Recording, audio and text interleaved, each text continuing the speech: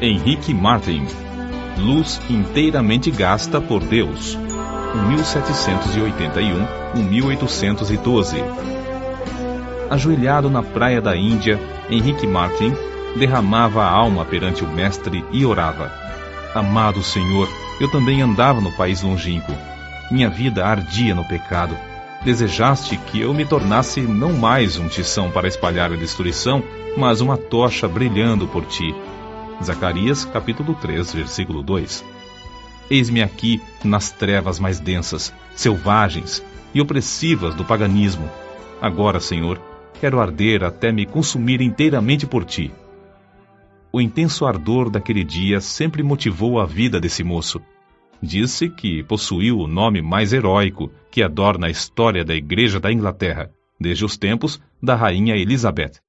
Contudo, até entre seus patrícios, ele não é bem conhecido. Seu pai era de físico franzino, e após o seu falecimento, os 4 filhos, inclusive Henrique, não tardaram a contrair a mesma enfermidade, a tuberculose. Com a morte do pai, Henrique perdeu seu intenso gozo pela matemática e passou a se interessar grandemente pela leitura da Bíblia. Diplomou-se com mais honras do que todos da sua classe. O Espírito Santo, porém, falou à sua alma: Buscas grandes coisas para ti, não as busques. Acerca dos seus estudos, testificou: Alcancei o ponto mais alto que desejara, mas fiquei desapontado ao ver como tinha agarrado apenas uma sombra. Tinha por costume levantar-se cedo, de madrugada, e andar sozinho pelos campos para desfrutar de comunhão íntima com Deus. O resultado foi que abandonou para sempre o plano de ser advogado, um alvo que, até então, perseguia, porque não podia consentir em ser pobre pelo amor de Cristo. Ao ouvir um sermão sobre o estado perdido dos pagãos, resolveu dar a sua vida como missionário. Ao conhecer a vida abnegada do missionário Guilherme Carey e sua grande obra na Índia, sentiu-se dirigido a trabalhar no mesmo país. O desejo de levar a mensagem de salvação aos povos que não conheciam a Cristo tornou-se como um fogo inextinguível na sua alma pela leitura da biografia de Dave Brainerd, que morrera quando ainda muito jovem. Esse missionário partiu para a glória com a idade de 29 anos depois de dedicar sua vida inteiramente ao serviço de evangelização dos silvícolas da América do Norte. Henrique Martin reconhecia que, como haviam sido poucos os anos da obra de Dave Brainerd, assim também seria com ele. Então, se acendeu nele a mesma paixão de gastar-se inteiramente por Cristo no breve espaço de tempo que lhe restava. Seus sermões não consistiam em palavras de sabedoria humana, mas sempre se dirigia ao povo como um moribundo pregando aos moribundos. Havia um grande embaraço para Henrique Martin. A mãe de sua noiva, Lydia Grenfell, não consentiria que se casassem caso ele insistisse em levá-la para o estrangeiro. Henrique amava Lydia, e o seu maior desejo terrestre era estabelecer um lar e trabalhar junto com ela na seara do Senhor. Acerca disto, ele escreveu no seu diário: Continuei 1 hora a mais em oração, lutando contra o que me ligava. Cada vez que estava perto de ganhar a vitória, o coração voltava para o seu ídolo. Finalmente, deitei-me sentindo grande mágoa. Então, lembrou-se de Dave Brainerd, o qual negava a si mesmo todos os confortos da civilização. Andava grandes distâncias sozinho na floresta, passava dias com fome e depois de assim se esforçar por 5 anos, voltou para falecer tuberculoso nos braços da sua noiva, Jerusa, filha de Jonatas Edwards. Por fim, Henrique Martin também ganhou a vitória, obedecendo a chamada para sacrificar-se em prol da salvação dos perdidos. Ao embarcar para a Índia, em 1805, escreveu: Se eu viver ou morrer, que Cristo seja magnificado pela colheita de multidões para ele. A bordo do navio, ao afastar-se da sua pátria, Henrique Martin chorou como uma criança. Contudo, nada podia desviá-lo da sua firme resolução de seguir a direção divina. Ele era um tição arrebatado do fogo, e repentinamente dizia: Que eu seja uma chama de fogo no serviço divino.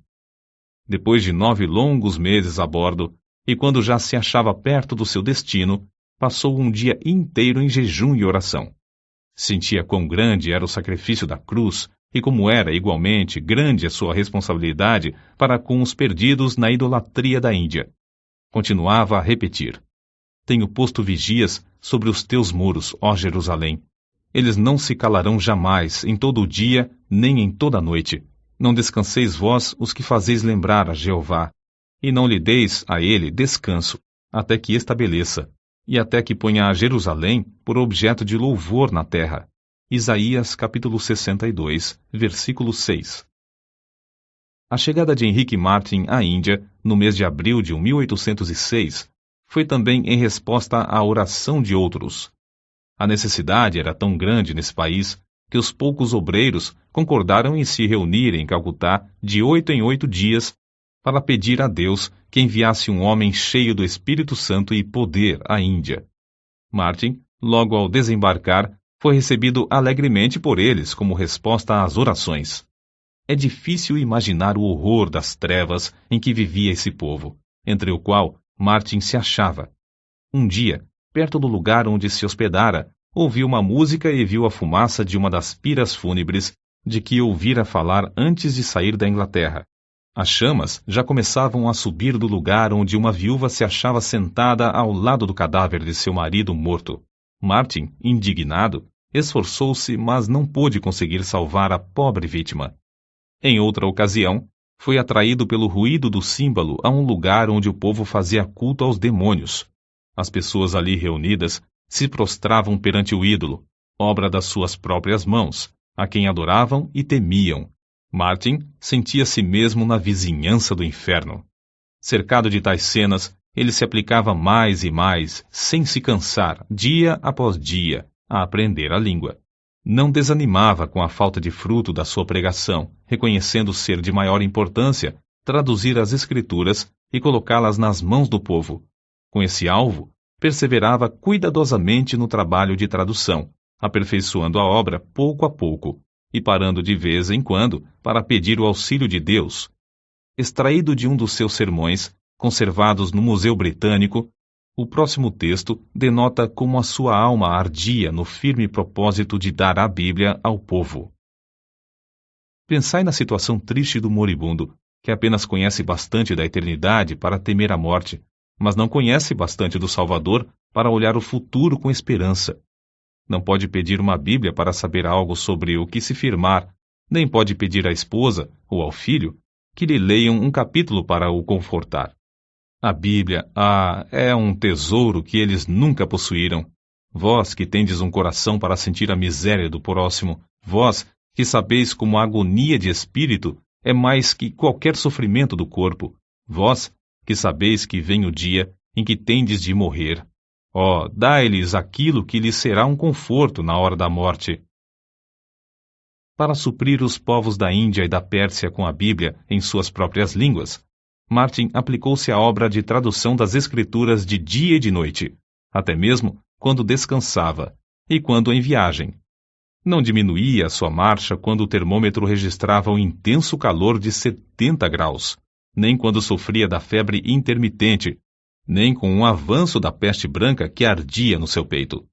Como David Brainerd, cuja biografia sempre serviu para inspirá-lo, Henrique Martin passou dias inteiros em intercessão e comunhão com o amado, seu querido Jesus. Parece, escreveu ele, que posso orar para sempre, sem nunca cansar. Quão doce andar com Jesus e morrer por ele. Para ele, a oração não era uma formalidade, mas um meio certo de quebrantar os endurecidos e vencer os adversários. 6 anos e meio depois de ter desembarcado na Índia, enquanto empreendia longa viagem, faleceu com a idade de 31 anos. Separado dos irmãos, do resto da família, com a noiva esperando-o na Inglaterra e cercado de perseguições, foi enterrado em lugar desconhecido. Era grande o ânimo, a perseverança, o amor, a dedicação com que trabalhava na seara do seu Senhor. O zelo ardeu até ele se consumir nesse curto espaço de 6 anos e meio. É-nos impossível apreciar quão grande foi a sua obra, feita em tão poucos anos. Além de pregar, conseguiu traduzir porções das Sagradas Escrituras para as línguas de 1/4 de todos os habitantes do mundo. O Novo Testamento em hindu, hindustão e persa, e os evangelhos em judaico-persa são apenas uma parte das suas obras. 4 anos depois da sua morte, nasceu Fidelia Fiske, no sossego da Nova Inglaterra. Quando ainda aluna na escola, leu a biografia de Henrique Martin. Andou 45 quilômetros de noite, sob violenta tempestade de neve, para pedir à sua mãe que a deixasse ir pregar o evangelho às mulheres persas. Ao chegar à Pérsia, reuniu muitas mulheres e lhes contou sobre o amor de Jesus, até que o avivamento em Oromiar tornou-se outro Pentecostes. Se Henrique Martin, que entregou tudo para o serviço do Rei dos Reis, pudesse visitar a Índia e a Pérsia hoje, que grande obra encontraria! Obra feita por tão grande número de fiéis filhos de Deus, nos quais ardeu o mesmo fogo pela simples leitura da biografia desse pioneiro.